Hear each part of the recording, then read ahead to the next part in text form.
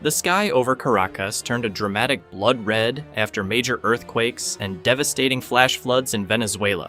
leaving many people shocked and fueling speculation online.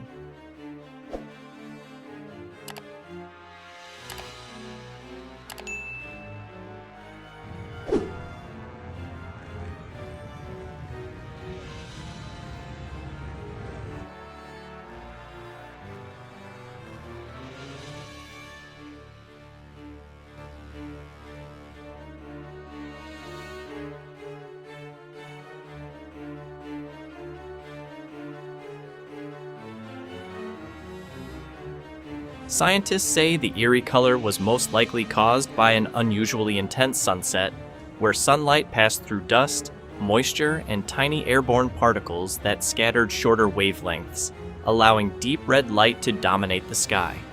The effect was striking, but is a natural atmospheric phenomenon